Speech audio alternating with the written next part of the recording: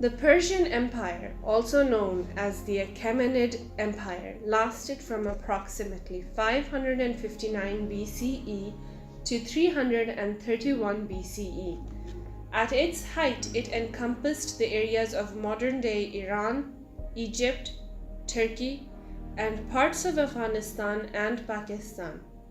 The Persian Empire emerged under the leadership of Cyrus II, who conquered the neighboring Median Empire ruled by his grandfather. From then on, Cyrus was called the Shah or King of Persia. The conquest of Babylon under the rule of King Cyrus was predicted in the Old Testament by the prophet Daniel, also known as Hazrat Daniel, peace be upon him. Persia became the superpower of the ancient world, and Cyrus was hailed as a modern leader, an idea promoted by the Greek historian Xenophon in his book Cyropedia. Many modern-day Muslims also happen to believe that Cyrus is actually Zulqarnain, who is mentioned in the Quran. He was known to be a kind and fair leader, and one of his first acts after conquering Babylon was to release Jewish prisoners and allow them to return to Jerusalem. Cyrus was unlike other emperors because he showed mercy toward the cities and kingdoms he conquered. He was known to spare the life of a defeated king so that the king could guide him in successfully ruling over the captive subjects. He also practiced religious and cultural tolerance towards conquered people. As such, Persia was the first empire known to have acknowledged the different faiths, languages, and political organizations of its subjects. This tolerance for the cultures under Persian control carried over into administration. In the lands which they conquered, the Persians continued to use indigenous languages and administrative structures, and social hierarchy was informed by religious belief, with the king at the top and all others following after, since the king was considered to have been divinely appointed. When a king was deposed, he was thought to have lost favor of God. As long as he ruled, however, he was supported by the social hierarchy which ran from top to bottom. The king and the royal family were at the top, followed by the priests, also known as magi, then the nobles, which included the aristocrats, the military commanders and elite forces, then the merchants, the artisans and craftspeople, the peasants, and finally the slaves. Within each class, there were also hierarchies. After the king came the king's mother and then the queen, followed by the king's sons, then the daughters, the brothers and sisters, with other relatives coming last. In the priestly class, there was a high priest and then the lesser priest, and the same paradigm applied all the way down to the slaves, as there were some slaves who supervised others. Men and women often worked the same jobs, and women were highly respected.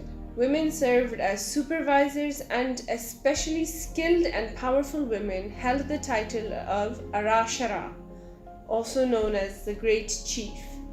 Female artisans and craftspeople often supervised shops creating goods not only for daily use but for trade. They were paid the same as their male counterparts, as evidenced by statements showing the same rations of grain and wine for female and male workers. Pregnant women and those who had recently given birth received higher pay, and if a woman gave birth to a son, she was rewarded, as was the attending physician, with extra rations for a month. But this is the only discrepancy in pay between the sexes. Women could own land, conduct business, and there is even evidence that women served in the military. Many people think of Persia as synonymous with Islam, though Islam only became the dominant religion in the Persian Empire after the Arab conquests of the 7th century. The first Persian Empire was shaped by a different religion, Zoroastrianism, named after the Persian prophet Zoroaster, also known as Zarathustra. It is one of the world's oldest monotheistic religions and is still practiced today as a minority religion in parts of Iran and India. The Persian civilization contributed to some artistic inventions, including the board games, backgammon, and chess, although the Persian origin of chess has been repeatedly challenged. They also invented the musical instrument known as the tar and the sestar, precursors of the modern-day guitar, and developed the art of mime because mimes could tell a story in any of the subject nations without worrying about any language barriers, which makes it such a beautiful concept. The Persian Empire entered a period of decline after a failed invasion of Greece by Xerxes I in 480 BC. The costly defense of Persia's lands depleted the empire's funds, leading to heavier taxation among Persia's subjects. The Achaemenid dynasty finally fell to the invading armies of Alexander the Great of Macedon in 330 BC. Subsequent rulers sought to restore the Persian Empire to its Achaemenian boundaries, though the empire never quite regained the enormous size it had achieved under Cyrus the Great. If you enjoyed this video, please like, subscribe, and share.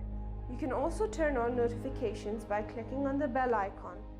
Thank you for your time and stay tuned for more such related content.